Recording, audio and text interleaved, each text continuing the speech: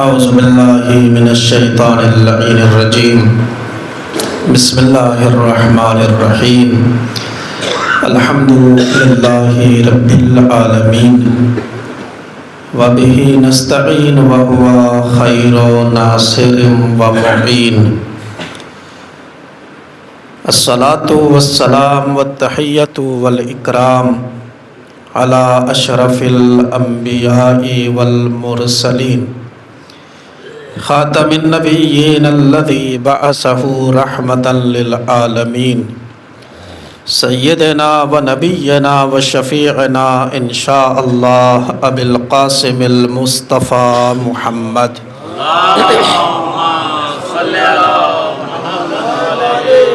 ثم الصلاة والسلام والتحیۃ والاکرام علی آلہ الاطیبین الاطہرین الاکرمین المعصومین المظلومین الذین اذھب اللہ عنہم الرجس وطہرہم تطہیرا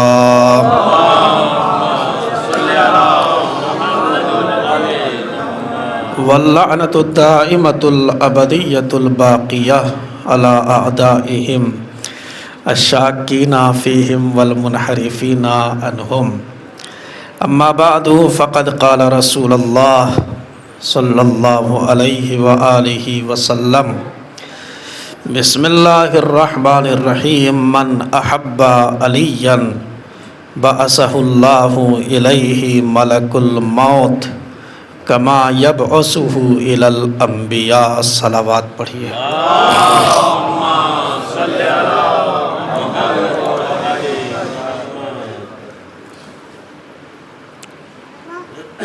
مجلس یہاں ہو رہی ہے، وہاں تھوڑی ہو رہی ہے، بھائی صلوات پڑھیے۔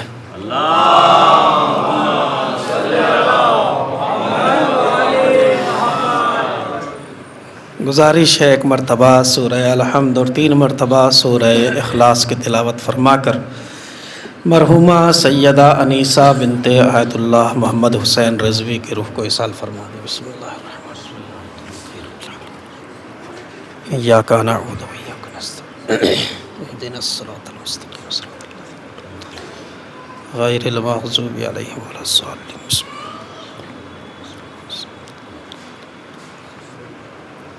ولم یکن لہ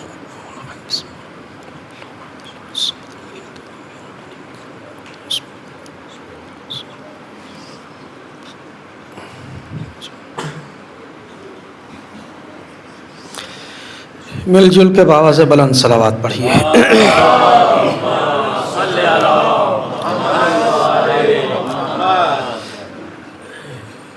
مجلس ایصال ثواب ہے،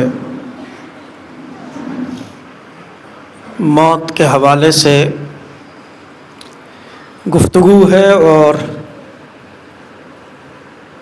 آپ حضرات بخوبی واقف ہیں کہ اکثر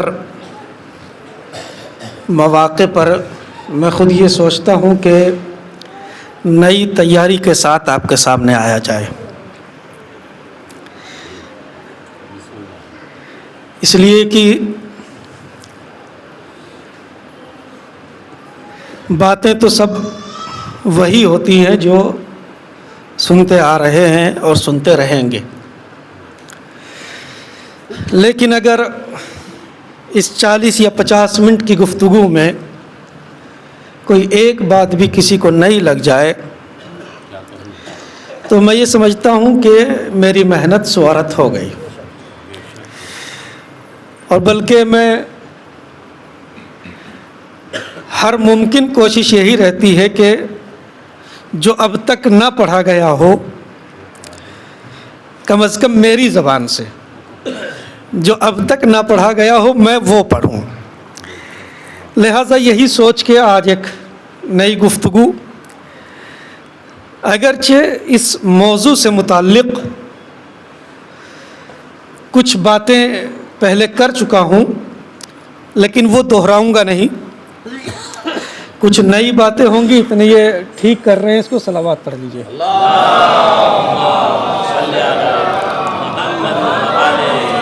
ہاں نہیں صحیح، مگر بس اس کو ایسا کر دیجیے گا کہ محفل جیسا نہ ہو. ایک اور صلوات پڑھیے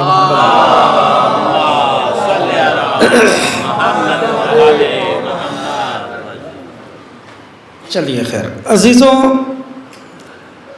موت اور زندگی اس دنیا کا ایک نظام ہے، ایک سسٹم ہے. یعنی یہ آنا اور پھر یہاں سے جانا، یہ پورا ایک نظام ہے، پورا ایک سسٹم ہے. لیکن اس آنے اور جانے میں انسان مختار نہیں ہے، مجبور ہے، محتاج ہے. انسان کے پاس اس آنے اور جانے میں کوئی اختیار نہیں ہے، یہ مجبور ہے. جانا چاہتا ہے تب بھی جائے گا، نہیں جانا چاہتا تب بھی جائے گا. جانا کنفرم ہے. اللہ نے آنے میں بھی کسی کو اختیار نہیں دیا، اور جب واپس بلایا تب بھی کسی کا کوئی اختیار چلنے والا نہیں ہے. لیکن ہاں، اگر اختیار کی بات کی جائے تو اللہ نے انسان کو بس ایک چیز کا اختیار دیا کہ تم اپنی موت کو اچھا بنانا چاہو تو اچھا بنا سکتے ہو، برا بنانا چاہو تو برا بنا سکتے ہو. یہ اللہ نے ہر انسان کو اختیار دیا، اور ہر انسان یہی چاہتا ہے کہ اس کی موت اچھے سے اچھی موت ہو. کون انسان اس کائنات میں ایسا ہے کہ جو یہاں سے بری موت جانا چاہتا ہو؟ ہر انسان کی تمنا ہے کہ میری موت بہتر سے بہتر ہو، اچھے سے اچھی میری موت ہونا چاہیے. اس کا اللہ نے انسان کو اختیار دیا ہے. تم چاہو تو اپنی موت کو اچھا بنا سکتے ہو، اور چاہو تو برا بنا سکتے ہو. اس میں تم مختار ہو. ہر انسان چاہے گا موت اچھی ہونا چاہیے، موت بہتر ہونا چاہیے. کوئی انسان ایسا نہیں ملے گا جو یہ کہے کہ مجھے اچھی موت نہیں چاہیے، بلکہ ہر انسان کہے گا. اب جب اچھی موت کے طلبگار ہیں تو پھر ایمانداری سے بتائیے کہ اچھی موت کچھ کرنے سے ملے گی؟ کچھ کرنے سے موت بہتر ملے گی یا نہ کرنے سے ملے گی؟ عزیزوں، کچھ کرو گے یہاں رہ کے تبھی موت بہتر ہو سکتی ہے. اور یاد رکھیے، موت کو آسان بنانا اور موت کو بہتر بنانا، کردار کو سنوارنا، یہ آپ کا کام ہے، اور موت کو شہد سے زیادہ شیریں بنانا یہ اس کا کام ہے. صلوات پڑھیے محمد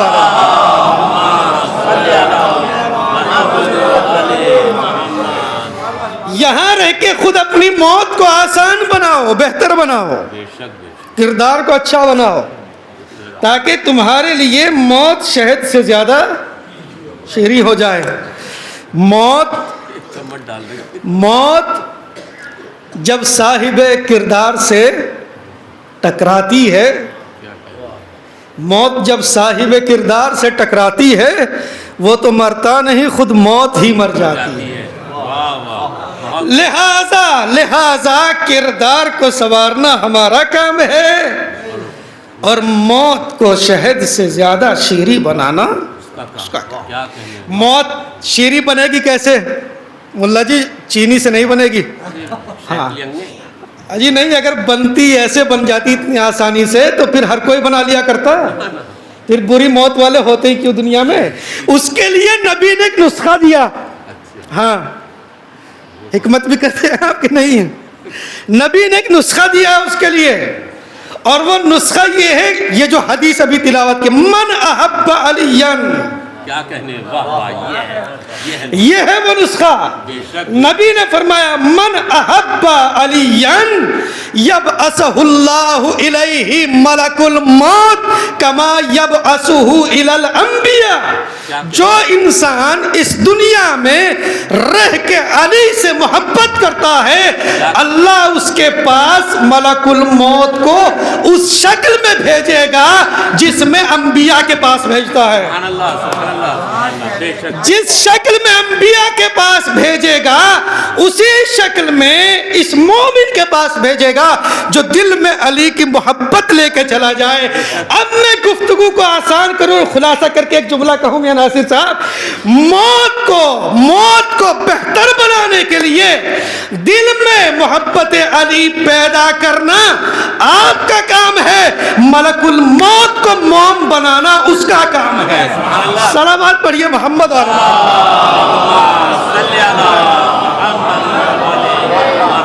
ایک اور صلوات پڑھیے محمد اور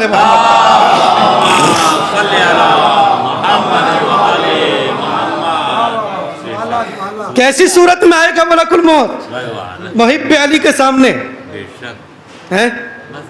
جس صورت میں انبیاء کے سامنے اسی صورت میں شیعہ کے سامنے.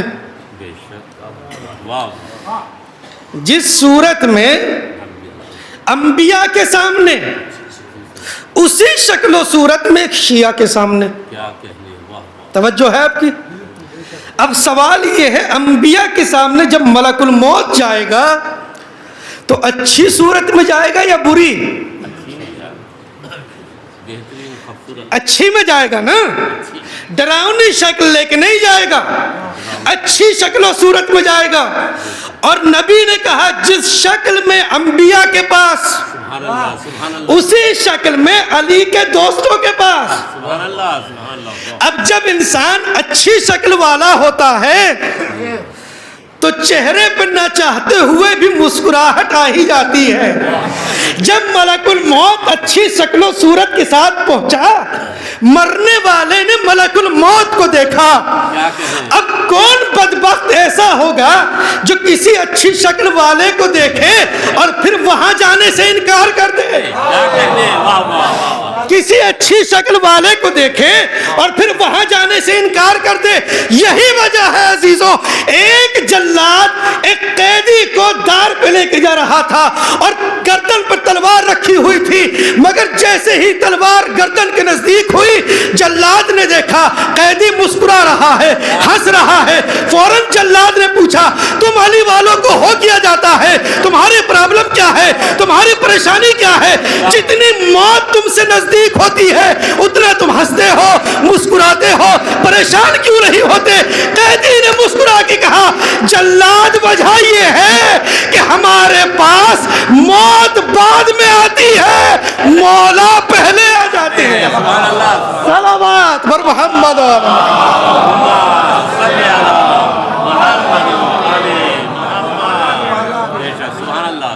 پریشانی اس کو ہو ملک الموت کو چہرہ دیکھ کے چہرہ اس کا اترے جس کے پاس کوئی مولا نہ ہو. موت بعد میں آتی ہے، مولا پہلے آ جاتے ہیں. ایک حدیث کیا فرمایا نبی نے؟ بولیے، ابھی تو پڑھیے، اتنی جلدی نہ بھولا کیجئے بھائی. ہاں، جو علی سے محبت رکھے گا اللہ اس کے پاس ملک الموت کو اس شکل میں بھیجے گا جس شکل میں انبیاء کے پاس. موت کی منزل آسان ہوئی محبت علی کی وجہ سے. دوسری حدیث من احب علی سہل علیہ سکرات الموت. پھر نبی نے آواز دی جو انسان علی کی محبت لے کے مر جائے اللہ سکرات الموت کو اس پر آسان کر دے گا. ملک الموت کو اچھی صورت ملی محبت علی کی وجہ سے. سکرات الموت آسان ہوئے علی کی محبت کی وجہ سے.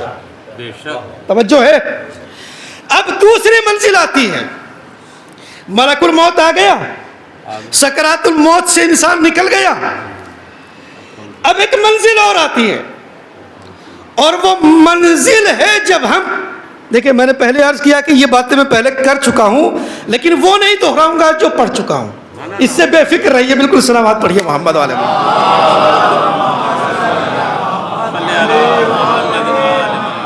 یاد ہوگا آپ کو کہ تقی صاحب کی شاید مجلس میں نے سلسلے وار ایک گفتگو کی تھی, لیکن کچھ لوگوں کا اصرار تھا کہ آپ اس کو ادامہ اور تسلسل دیجئے, تو میں وہیں سے آج جو پڑھ چکا ہوں اس کو چھوڑ کے آج دفن سے شروع کر رہا ہوں میں.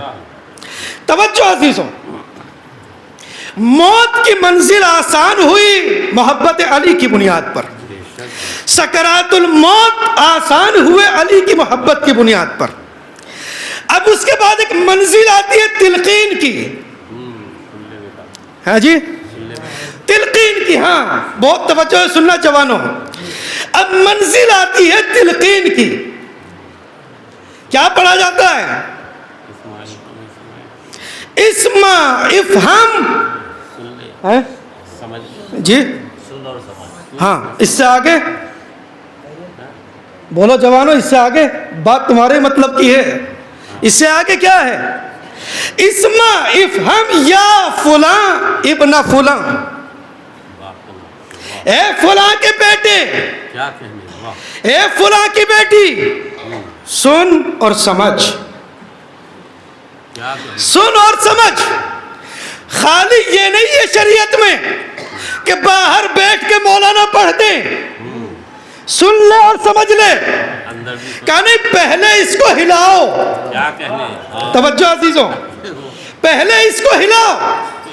ہلانے کا معاملہ یہ ہے کہ شریعت کہتے جب کسی کا جنازہ اٹھاؤ تو آہستہ اٹھاؤ, مردے کو تکلیف نہ ہو, مردے کو اذیت نہ ہو, جنازہ ہلنے نہ پائے.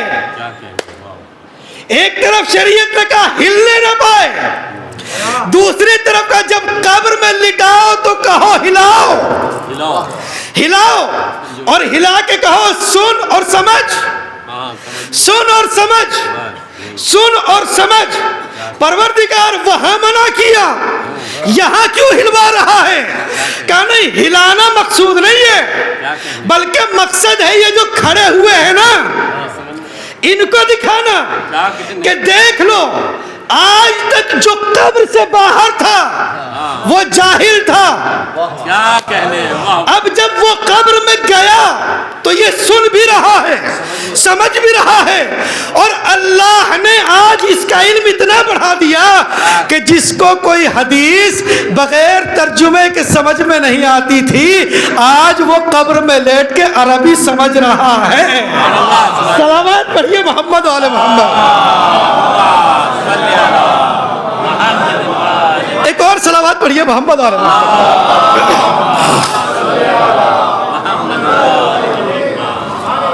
توجہ عزیزو, تلقین پڑھو اور اس کو ہلا کے کہو سن اور سمجھ. کیا پڑھا جاتا ہے؟ سنو اور سمجھو. اے فلاں کے بیٹے فلاں, اے فلاں کی بیٹی فلاں, سن اور سمجھ. اچھی طرح سمجھ لو, ایک مرتبہ نہیں کئی بار کہا جاتا ہے سنو سمجھو, سنو سمجھو. اب وہ افراد, وہ جوان کان کھول کے سنیں جو باپ کی عظمت کو, قدر و قیمت کو گھٹانے میں لگے ہوئے ہیں. کس کے چکر میں؟ بیگم صاحبہ, جاب, نوکری, دھندا, وقت کی کمی, سمجھ نہیں رہے. اللہ نے تو تمہیں دستور دیا, جب بچہ دنیا میں آتا ہے تب بھی اسے باپ ہی نام دیتا ہے. جب قبر میں لٹایا تو وہاں بھی باپ کا ہی نام کام آیا, نہ کسی دوست کا نام کام آیا, نہ بیوی کا نام لیا گیا, نہ ماں کا نام لیا گیا, نہ کسی اور کا نام لیا گیا, نہ کوئی عہدہ بتایا گیا, نہ منصب بتایا گیا, بلکہ کام آیا تو باپ کا نام. کہنے، واہ واہ واہ. اور یہ جو باپ کی قدر و قیمت گھٹا رہے ہیں، ان سے کہو اگر دم ہے تو قبر سے اٹھ کے مولوی کا ہاتھ پکڑو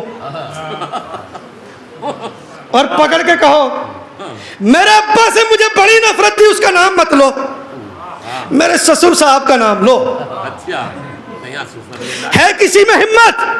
نہیں ہے نا. باپ کا نام کام آئے گا عزیزوں، باپ کا نام، واہ واہ باپ کا نام. باپ نہیں، جب بچہ آیا تب بھی نام دیا، بے شک جب جانے لگا انسان تب بھی نام دیا. کیا کہنے واہ اور یہ جو تلقین کا سلسلہ ہے نا، یہ ہے بھی ہمارے ہی یہاں، چونکہ شریعت نے رکھا اس لیے ہے تاکہ پتہ چل جائے حلالی کون ہے.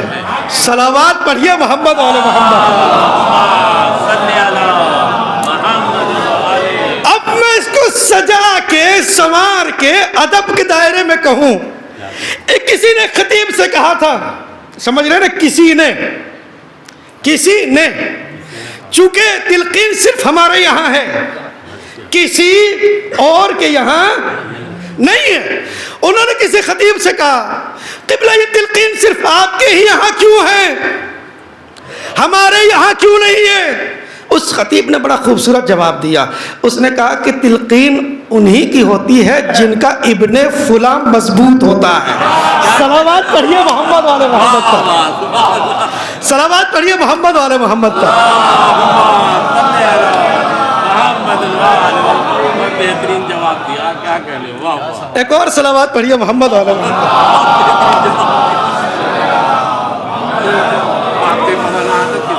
توجہ عزیزوں، اب تلقین ہوئی کہ اب اس کو، اور یہ بھی یاد رکھیں تلقین ہمارے یہاں ایک مرتبہ نہیں ہے، ہاں وہ دوسری مرتبہ والی بھی سناؤں گا، ابھی تو پہلے والی پہ ہی ہوں میں. کہانی اب قبر بند کرو. تلقین ہو گئی، سمجھا دیا، سنا دیا، اب قبر بند کرو. اب بیٹا تیری مرضی. اب کیا کرنا ہے؟ کہا نہیں ابھی جانا نہیں ہے، رکو. اب کیا کرنا ہے؟ کہ اب کرنا یہ ہے کہ جب قبر تیار ہو جائے تو قبر پہ پانی چھڑکو. بے شک بے شک. قبر پہ پانی چھڑک کے قبر میں اپنی انگلیوں کو دھساؤ، گاڑو. کیا کہنے کیا کریں پھر؟ کہ پھر 7 مرتبہ سورہ قدر کی تلاوت کرو. کیا کہنے واہ واہ کیوں؟ واہ واہ. کہ جب تک تمہاری انگلیوں کے نشان اس قبر پر رہیں گے، صاحب قبر فشار قبر سے محفوظ رہے گا. سبحان اللہ سبحان اللہ سبحان اللہ. بے شک. مگر ہم ہیں جلدی ہیں؟ سمجھ گئے نا؟ ہاں ہم تو قبرستان جانا بھی پسند نہیں کرتے، ڈر لگتا ہے کہیں کوئی پکڑ کے ہمیں بھی کھینچ نہ لے، ہے نا؟ جاتے ہی نہیں ہیں. اور تو اور تشییع جنازہ نہیں کرتے ہیں. تشییع جنازہ گاڑی میں رکھ کے نہیں ہوتی ہے. بے شک بے شک. ہاں جی، میں سنا رہا ہوں ابھی آپ کو روایت، سنیے. یہ تو میں پہلے پڑھ چکا ہوں، ہاں نئی بات تو نہیں ہے. اس پہ تو سب نے آپ نے سب نے میرا ساتھ دیا تھا نا کہ نہیں اس کام کو ہم چھوڑیں گے. سنیے، 8ویں امام کے ایک صحابی ہے،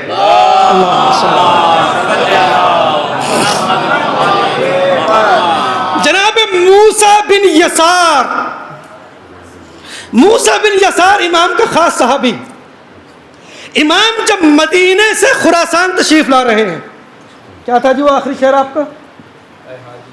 ہاں میں اسی سے ملا دوں بات کو.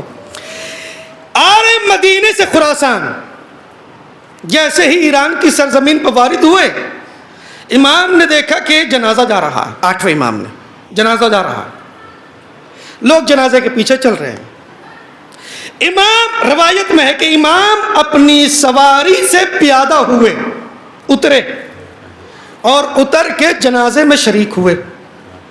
کچھ دور تک جنازے کے ساتھ چلے. پھر موسیٰ بن یسار کہتا ہے کہ میں نے دیکھا کہ مولا کبھی جنازے کے داہنی طرف ہیں، کبھی بائیں طرف ہیں، کبھی آگے پہنچتے ہیں کبھی پیچھے پہنچتے ہیں کاندھا دینے کے لیے. توجہ رہے، کبھی دائیں جانب کبھی بائیں جانب، اور جنازے کے پیچھے مولا چل رہے ہیں. موسیٰ بن یسار کہتا مجھے بڑا تعجب ہوا. مجھے تعجب ہوا، میں نے مولا سے ہاتھ جوڑ کے کہا مولا اس سے پہلے کبھی آپ ایران آئے نہیں، یہ شخص آپ کو جانتا نہیں تھا اور پھر بھی آپ اس کے جنازے میں شرکت کر رہے ہیں۔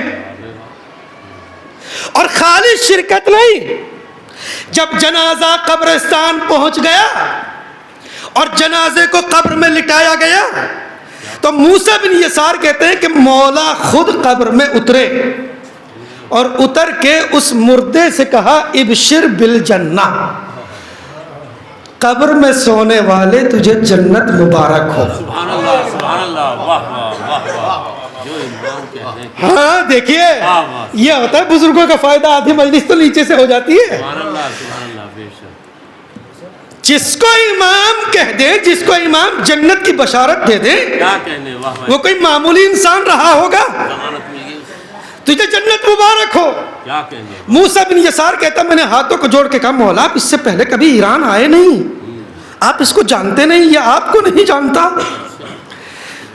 مولا مسکرائے اور مسکرانے کے بعد کہا اے موسیٰ بن یسار کیا تم نہیں جانتے کہ یہ مرنے والا ہمارا شیعہ ہے؟ کیا کہنے، واہ واہ واہ واہ، سبحان اللہ سبحان اللہ، کیا تم نہیں جانتے کہ یہ مرنے والا ہمارا شیعہ ہے؟ کیا کہنے۔ موسیٰ بن یسار پلٹ کے کہتا مولا اس نے تو کبھی آپ کو دیکھا بھی نہیں اور آپ نے اسے جنت کی بشارت دے دی۔ کیا کہنے، واہ، جانتے ہو مولا کا جملہ؟ مولا نے کہا موسیٰ بن یسار مضبوط شیعہ وہی ہوتا ہے جو غیب پہ ایمان رکھتا ہے۔ صلوات پڑھیں گے محمد والے محمد۔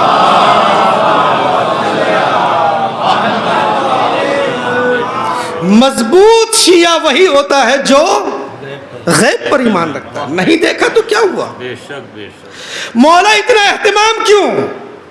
کہ موسیٰ بن یسار، مولا فرماتے موسیٰ بن یسار تم تو خالی تشییع جنازہ کی بات کر رہے ہو، موسیٰ یاد رکھو جتنے شیعہ مشرق میں رہتے ہیں ہم سب کو جانتے اور پہچانتے ہیں، جتنے مغرب میں رہتے ہیں سب کو جانتے پہچانتے ہیں، جتنے جنوب و شمال میں رہتے ہیں سب کو جانتے بھی ہیں پہچانتے بھی ہیں، اور نہ یہ کہ صرف جانتے پہچانتے ہیں بلکہ ہم ان کے دکھ درد میں ان کے شریک ہیں، کیا کہنے، ہر بلا میں ہر مصیبت میں ان کے شریک ہیں۔ اور رہی بات تشییع جنازہ کی تو 8ویں امام نے ارشاد فرمایا موسیٰ بن یسار یاد رکھو من شیع جنازہ من اولیاءنا من اولیاء اللہ، یاد رکھو موسیٰ بن یسار کہ جو انسان ہمارے چاہنے والوں میں سے کسی ایک چاہنے والے کے جنازے میں شرکت کرتا ہے اللہ اسے گناہوں سے ایسے پاک کر دیتا ہے جیسے اس نے ابھی ماں کے شکم سے جنم لیا ہو۔ سبحان اللہ سبحان اللہ سبحان اللہ۔ من شیع جنازۃ اولیاءنا، جو ہمارے چاہنے والوں میں سے کسی ایک کے جنازے میں شرکت کرتا ہے اللہ اس کے گناہوں کو ایسے معاف کرتا ہے جیسے اس نے ابھی جنم لیا، جیسے وہ ابھی پیدا ہوا۔ کس سے گناہ معاف ہوتے ہیں؟ گناہ کس سے معاف ہوتے ہیں؟ جی نہیں، استغفار کہاں؟ جنازے کے پیچھے چلنے سے، جنازے کے پیچھے چلنے سے اللہ کہتا ہے 8ویں امام فرماتے ہیں کہ ایسے ہو جاؤ گے جیسے ابھی پیدا ہوئے ہو۔ پیدا ہوتے کہ بچے کے ذمے کوئی گناہ نہیں ہوتا، معصوم ہوتا ہے بچہ، ایسے ہو جاؤ گے جیسے ابھی پیدا ہوئے ہو۔ کیوں؟ اس لیے کہ تم نے ایک شیعہ کے جنازے کے پیچھے چند قدم بڑھا دیے۔ تو جو اللہ ایک شیعہ مردے کے جنازے کے پیچھے چلنے والوں کے گناہوں کو بخش دے تو اگر کوئی علی کے پیچھے چلے، علی کے نقش قدم پر چلے، صلوات پڑھیں گے محمد علیہ،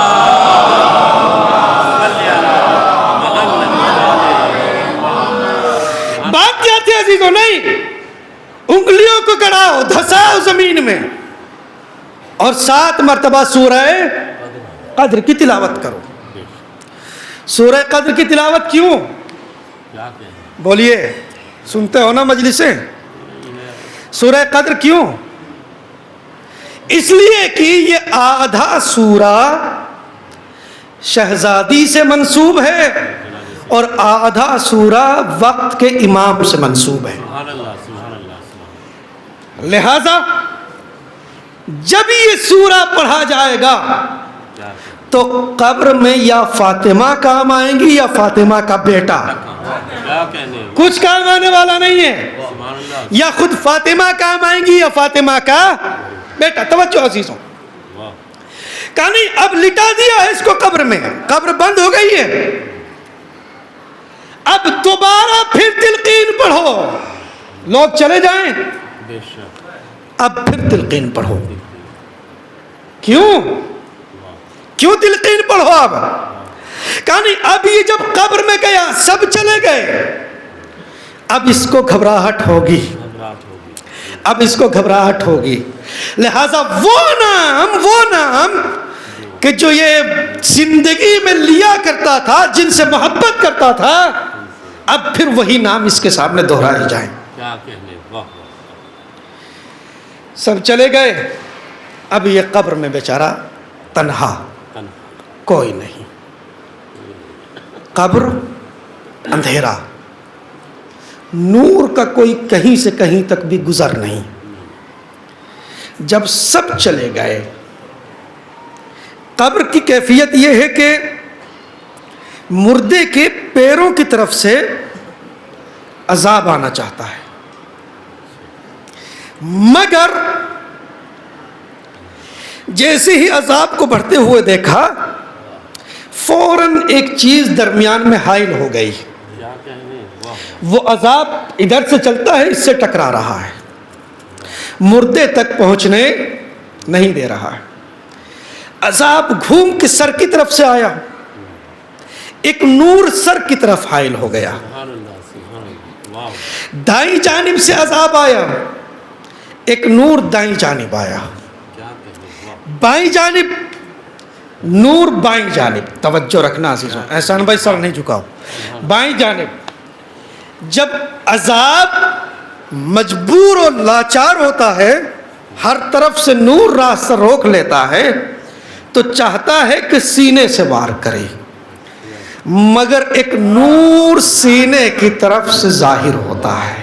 کیا کہنے؟ واہ. اور وہ نور اتنا پاورفل ہوتا ہے کہ اس کی وجہ سے وہ سارے نور اور نورانی ہو جاتے ہیں. کیا کہنے؟ واہ. توجہ ہے عزیزوں، سارے نور اور نورانی ہو جاتے ہیں، سارے نور اور چمکنے لگتے ہیں، مگر یہ سینے والا نور ان تمام انوار سے پوچھتا ہے، کیا کہنے؟ واہ. تم کون ہو؟ واہ. تم کون ہو؟ یہ جو پیروں کی طرف سے آ رہا تھا مثلاً، یہ پلٹ کے کہتا ہے صاحب میں اس کی نماز ہوں، جو یہ پڑھا کرتا تھا. سر والا کہتا ہے صاحب میں اس کی زکوٰۃ ہوں، کیا کہنے؟ جو یہ دیا کرتا تھا. واہ. اب دی ہوگی تبھی تو کام آئے گا، دی ہوگی تبھی تو کام آئے گا وہاں، اور نہیں دو گے تو کہاں سے کام آ جائے گا میاں. صحیح بات ہے. اور اچھا پھر مولویوں کا بدنام بھی زیادہ کیا جاتا ہے کہ تو زکوٰۃ اور خمس کی بات کرتے ہیں. بھائی میں نے لینے کے لیے نہیں کہا ہے، آپ کو بتانے کے لیے بیان کیا ہے. صلوات پڑھیے محمد علیہ. توجہ عزیزو توجہ. جیسے ہی دائیں جانب والے سے پوچھا تم کون، کہا میں اس کا روزہ. بائیں جانب والے سے کہا میں اس کا خمس مثلاً. لیکن یہ سارے نور یک زبان ہو کے اس سینے والے نور سے پوچھتے صاحب آپ کون ہو. واہ واہ بہت خوب. سینے والا نور پلٹ کے کہتا ہے اگر میں نہ ہوتا تو تم بھی نہ ہوتے. کیا کہنے بھائی. اگر میں نہ ہوتا تو تم بھی نہ ہوتے، اگر میں یہاں نہ آتا تو تمہیں بھی یہاں آنے کی پرمیشن نہ ملتی۔ کیا کہنے، واہ، کہا کون ہو؟ کہا میں ہوں ولایت علی، سبحان اللہ سبحان اللہ۔ میں ہوں ولایت علی۔ صلوات پڑھیے محمد والے محمد۔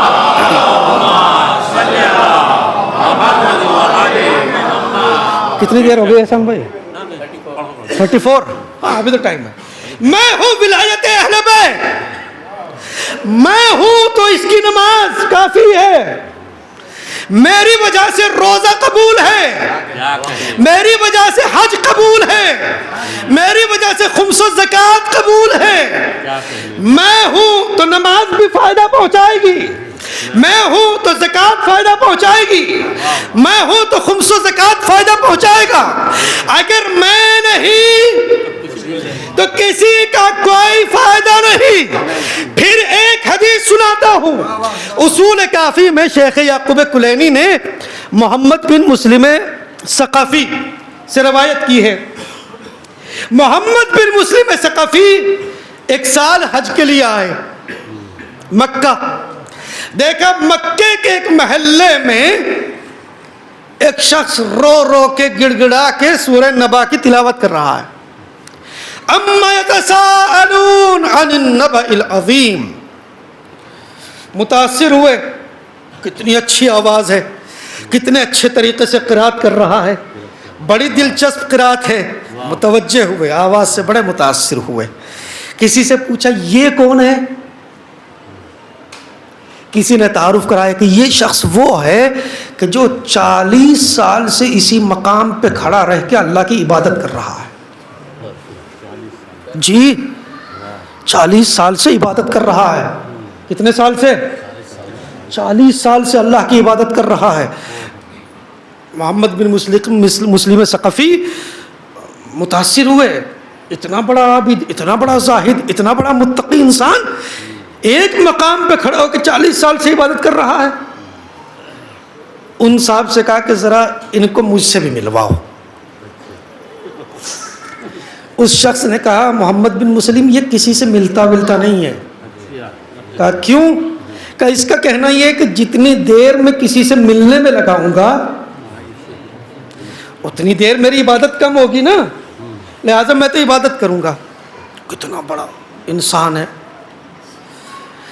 فارغ ہوئے، پہنچے چھٹے امام کی خدمت میں۔ اللہم صلی اللہ، چھٹے امام کی خدمت میں پہنچے۔ توجہ عزیزو، چھٹے امام کی خدمت میں پہنچے محمد بن مسلم۔ جانے کے بعد اس شخص کی تعریفوں کے پل باندھنے شروع کیے۔ مولا اتنا بڑا عابد، اتنا بڑا زاہد، اتنا بڑا متقی پرہیزگار۔ مولا نے سنا، سن رہے ہو جوانوں؟ مولا نے سنا اور سننے کے بعد پوچھا محمد بن مسلم یہ بتاؤ اس عابد کا ہمارے بارے میں کیا نظریہ ہے؟ ہمارے بارے میں کیا خیال ہے؟ مولا یہ تو میں پوچھنا بھول گیا۔ مولا نے کہا محمد بن مسلم جب آئندہ سال آؤ گے تو اس سے پوچھنا کہ ہمارے بارے میں کیا خیال ہے، ہمارے بارے میں کیا نظریہ ہے۔ محمد بن مسلم کہتے ہیں آئندہ سال آیا، میں پھر گیا، جانے کے بعد دیکھا وہ شخص ویسے ہی عبادت میں مصروف ہے، تلاوت کر رہا ہے۔ میں نے کسی شخص سے کہا کہ یہ جو تلاوت قرآن کر رہا ہے ان کا علی کے بارے میں کیا نظریہ ہے؟ کہا نہیں بس علی کے بارے میں نہ پوچھو، علی کا نام آتے ہی تو، میں آگے کچھ نہیں کہوں گا، علی کا نام آتے ہی تو بس ایک روایت کا سہارا لیتا ہوں آپ سمجھ جائیں گے۔ جناب جابر کہتے ہیں کہ ہم رسول کے زمانے میں ذکر علی سے پہچان لیا کرتے تھے حلالی کون ہے حرامی کون ہے، بس علی کا نام لیتے ہی تو مسکراہٹ نہیں، اتنا بڑا لفظ میں نے کہہ دیا حلالی اور حرامی، آپ کہہ رہے ہیں مسکراہٹ۔ جی علی کا نام لیتے ہی نہیں، اس کے چہرے پہ مسکراہٹ نہیں تھی، 12 بجے ہوئے تھے، 12 سے پہلے، ہاں مسکراہٹ نہیں تھی، علی کا نام لیتے ہی تو بس۔ محمد بن مسلم نے سنا اور سننے کے بعد پھر آئے چھٹے امام کی خدمت میں. مولا نہ پوچھئے آپ کے بارے میں کیا خیال ہے. نہیں، اس سے پہلے محمد بن مسلم کہتے ہیں کہ میں پہنچا تو میری گردن جھکی ہوئی تھی. مولا نے مجھے گردن جھکے ہوئے پوچھا محمد بن مسلم کیا اس شخص سے ملے عابد سے؟ کہا ہاں مولا ملاقات ہوئی. کہ ہمارے بارے میں کیا خیال ہے؟ کہ مولا نہ پوچھئے. پھر مولا نے سوال کیا محمد بن مسلم یہ بتاؤ اس زمین پر سب سے مقدس زمین کون سی ہے؟ کیا کہنے، واہ اس زمین پر سب سے عظیم جگہ کون سی ہے؟ محمد بن مسلم کہتے ہیں کہ میں نے مولا کو جواب دیا مولا رکن و مقام، جو جا چکے ہیں خانہ کعبہ وہ جانتے ہیں رکن و مقام کے درمیان جو جگہ ہے وہ سب سے افضل جگہ ہے عبادت کے لیے. مولا نے فرمایا محمد بن مسلم یاد رکھو اگر کوئی انسان 40 سال تو چھوڑو ساری زندگی اگر اتنی عبادت رکن و مقام کے درمیان کھڑا ہو کے کرے کہ عبادت کرتے کرتے اس کی گردن ٹیڑھی ہو جائے اور اگر ہماری ولایت نہ ہو تو کوئی فائدہ نہیں ہے. سبحان اللہ سبحان اللہ، بے شک بے شک. صلوات پڑھیں گے محمد علیہ.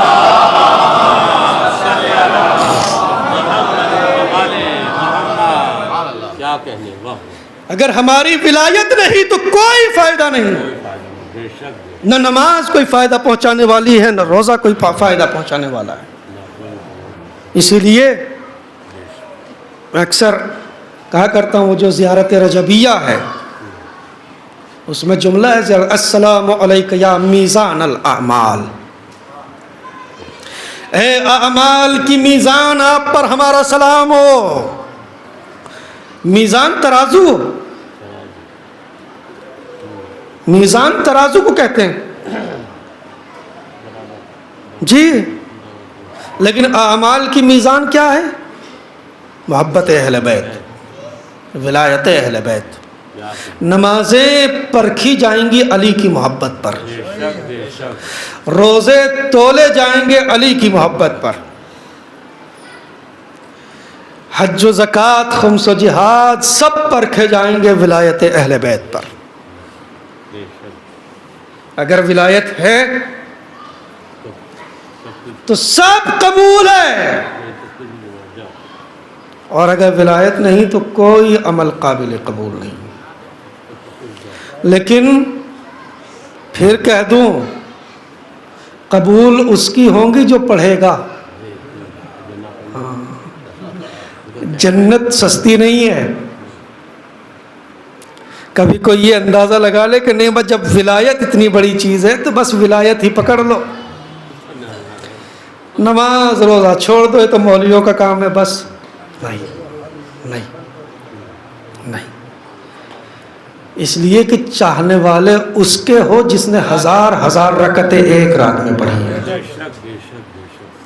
تو اگر نماز کوئی اتنی ہلکی چیز ہوتی تو مولا کو کیا ضرورت تھی، ان کے اور چاہنے والوں کو کیا ضرورت تھی. مگر نہیں، نماز اور روزہ بھی ہو، اعمال بھی ہو اور ساتھ میں ولایت بھی ہو. پڑھتے رہو، اعمال انجام دیتے رہو، دل میں محبت علی کا نور ہے نا، یہ نماز کو بھی نورانی بنائے گا اور روزے کو بھی نورانی بنائے گا، تمام اعمال کو منور کر دے گا. یہی وجہ ہے نمازیں تو حر علیہ السلام نے پہلے بھی پڑھی ہیں مگر ان نمازوں کا کوئی فائدہ نہیں. مگر جب حر کے سینے میں ولایت اہل بیت آ گئی تو اب حر نہیں رہا، حر علیہ السلام ہوا.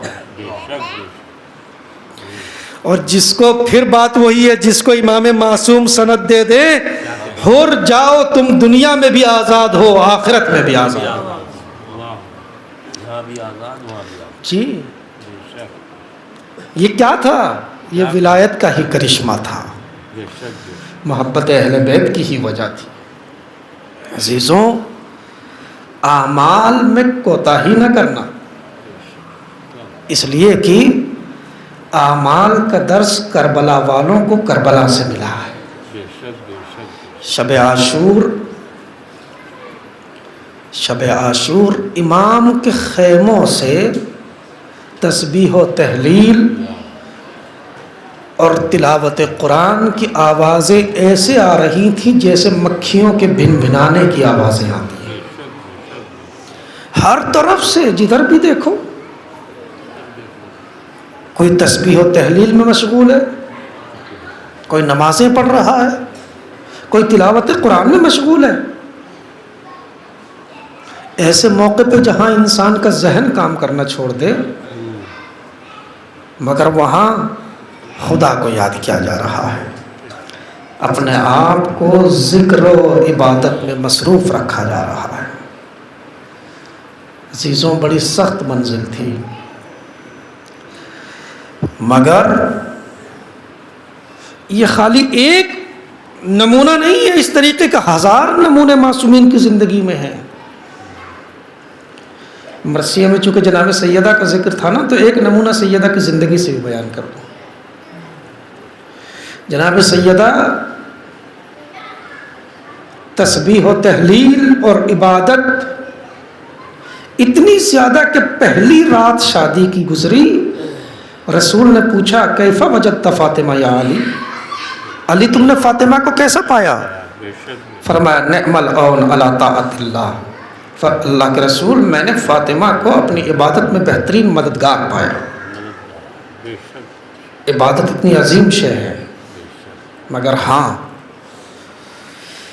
جو فاطمہ علی کی عبادتوں کی زینت ہو، جو فاطمہ علی کی عبادت کی مددگار ہو، جب اس فاطمہ کے ہاتھ پہ تازیانہ پڑا تو ہاتھ کی ہڈی ایسے ٹوٹی کہ فاطمہ پھر زندگی بھر اس ہاتھ سے تسبیح نہ پڑھ سکی۔ اجرکم علی اللہ، اجرکم علی اللہ۔ ہاتھ کی ہڈی ایسے ٹوٹی، ایک ماں کے ایصال ثواب کی مجلس ہے نا، جن کی مائیں دنیا سے جا چکی ہیں اللہ ان کی مغفرت فرمائے، اور جن کی مائیں زندہ ہیں اللہ انہیں صحت کے ساتھ طول عمر عنایت فرمائے۔ اصول یہ ہے، طریقہ یہ ہے کہ جب کسی کا کوئی عزیز جاتا ہے تو اسے دلاسا دیا جاتا ہے، تسلی اور تشفی دی جاتی ہے، مگر ہاں جب زہرا دنیا سے جانے لگی کوئی تسلی اور تشفی دینے والا تو نہ تھا۔ زہرا کے بچوں کو کون سنبھالے، کون سر پہ ہاتھ رکھے؟ اکیلے علی ہے جنہوں نے اپنے بچوں کے سر پہ ہاتھ رکھا۔ میرے بچوں گھبراؤ نہیں، آج سے تمہیں کبھی ماں کی کمی محسوس نہیں ہوگی، آج سے تم اپنی ماں کی کمی کو محسوس نہ کرنا۔ اللہ اکبر۔ عزیزوں، سیدہ میں نے عرض کیا سیدہ کے ہاتھ پہ تازیانہ لگا، سیدہ کبھی اس ہاتھ سے تسبیح نہ پڑھ پائی۔ اگر یقین نہ آئے، جو افراد شام گئے ہیں سیریا، وہاں جا کے جو شہزادی زینب کی زیارت ہے اس میں ایک جملہ ہے، السلام علیک علی من ضربت علی مناکبہا، سلام ہو اس مظلومہ بی بی زینب پر کہ جس کو مارتے مارتے ظالم کوفے سے شام تک لے گیا، جس کے منکب پر مارتے مارتے ظالم کربلا سے کوفہ اور کوفے سے شام تک لے گیا۔ عزیزوں، منکب جانتے ہیں عربی میں کسے کہتے ہیں؟ یہ جو ہاتھ کی اٹھی ہوئی ہڈی ہوتی ہے اس کو عربی میں منکب کہا جاتا ہے، یہ کوہنی کی ہڈی منکب ہے، ان گھٹنوں کو منکب کہا جاتا ہے۔ اب سمجھو کہ سلام ہو اس مظلومہ زینب پر جس کے بدل کی اٹھی ہوئی ہڈیوں پر مارتے مارتے ظالم کربلا سے کوفہ اور کوفے سے شام تک لے گیا۔ اب سمجھو جو زینب نے کربلا سے شام تک برداشت کیا، وہ زینب کی ماں نے صرف مدینے میں تازیانے سے برداشت۔ اللہ اکبر اجرکم علی اللہ۔ وہ زہرا نے مدینے میں جھیلا، یہی وجہ ہے کس کس مصیبت کا ذکر کرے، سیدہ کی مصیبتیں نہیں ہے، مصیبتوں کا ایک سمندر ہے، کس کس مصیبتوں کا ذکر کروں۔ عزاداروں سنتے ہو نا، بارہا سنا ہے، سیدہ جب دربار میں گئی تھی تو سر کے بال کالے تھے، مگر جب دربار سے واپس آئی تو سر کے بال سفید ہو گئے تھے۔ دربار میں جانے سیدہ کے ساتھ ایسا کیا ہوا؟ ایک ظالم نے جیسے ہی سیدہ نے فدق کا مطالبہ کیا، ایک ظالم نے کہا تمہارے پاس ثبوت کیا ہے کہ فدق تمہارا ہے؟ سیدہ نے اپنے بابا کی لکھی ہوئی تحریر پیش کی، جیسے ہی تحریر پیش ہوئی فوراً ظالم نے اپنے ہاتھ میں لیا، اور ہاتھ میں لینے کے بعد اس کو چند ٹکڑوں میں کر کے زمین پر پھینک دیا۔ جیسے ہی زمین پر پھینکا، سیدہ ان ٹکڑوں کو چننے کے لیے زمین پر بیٹھی۔ ایک پاکستانی خطیب اپنی جیب سے پڑھتے ہوئے ایک کاغذ نکال کے پھاڑ کے زمین پر پھینکتے تھے، اور کسی سے کہا کرتے تھے کہ ان کو چنو، اکٹھا کرو۔ جب وہ اکٹھے کر لیتا تھا تو پھر پوچھتے تھے تمہیں ان ٹکڑوں کو اکٹھا کرنے میں کتنی دیر لگی؟ وہ شخص کہتا مولانا 5 منٹ لگی، 2 منٹ لگی، 6 منٹ لگی۔ فوراً وہ خطیب پلٹ کے کہا کرتے تھے جس کو تم 5 منٹ کہہ رہے ہو، انہی 5 منٹوں میں سیدہ کا بال سفید ہو گیا، انہی 5 منٹوں میں سیدہ کے سر کے بال سفید ہو گئے۔ اللہ اکبر۔ ایک مصیبت اور پڑھتا ہوں، بس بات تمام ہو رہی ہے۔ جب سیدہ دربار میں گئی تو امام حسن کا ہاتھ پکڑ کے لے کے گئی، مگر جب دربار سے واپس آئی تو امام حسن کہتے ہیں میں اپنی ماں زہرا کو سہارا دے کے لے کے آیا۔ یہی وجہ ہے جب بھی ایک گلی سے گزرتے امام حسن فوراً اپنا منہ پھیر لیتے اور راستہ بدل دیتے۔ کسی نے معلوم کیا مولا آپ جب بھی اس گلی کے نزدیک آتے ہیں راستہ کیوں بدل دیتے ہیں؟ مولا نے فرمایا جب بھی میں اس گلی سے گزرتا ہوں مجھے اپنی اماں کا گستاخ یاد آتا ہے، میری اماں تھی اور ظالم کا تازیانہ تھا، میں کھڑا دیکھ رہا تھا، میں کرتا تو کیا کرتا۔ الا لعنت اللہ علی القوم الظالمین وسیعلم الذین ظلموا ایا منقلب ینقلبون۔ الہی بحق زہرا و ابیہا و بعلہا و بنیہا و سر المستودع فیہا۔ پروردگار محمد و آل محمد کا واسطہ، شہداء کربلا و اسیران کربلا کا واسطہ، اس ذکر کو اپنی بارگاہ میں شرف قبولیت عنایت فرما۔ جو مؤمنین و مومنات پریشان حال ان کی پریشانیوں کو دور فرما، جو بیمار ہیں شفائے کاملہ و عاجلہ عنایت فرما، جو بے روزگار ان کو روزگار عنایت فرما، جو برسر روزگار ان کے روزگار میں خیر و برکت و ترقی عنایت فرما، جو بے اولاد ہیں انہیں اولاد صالح عنایت فرما، جو با اولاد ان کے اولاد کو نیک اعمال انجام دینے کی توفیق کرامت فرما۔ پروردگار اس ذکر کا ثواب جو تو نے معین کیا مرحومہ کی روح کو ایصال فرما۔ پروردگار اپنی آخری حجت کے ظہور میں تعجیل فرما، ہم کو ان کے آوان و انصار میں شمار فرما۔ ربنا تقبل منا انکا انت السمیع العلیم۔ آخر کلام میں ایک مرتبہ سورہ الحمد اور 3 مرتبہ سورہ اخلاص کی تلاوت فرما کر مرحومہ سیدہ انیسہ بنت مرحوم آیت اللہ محمد حسین رضوی کو ایصال فرما۔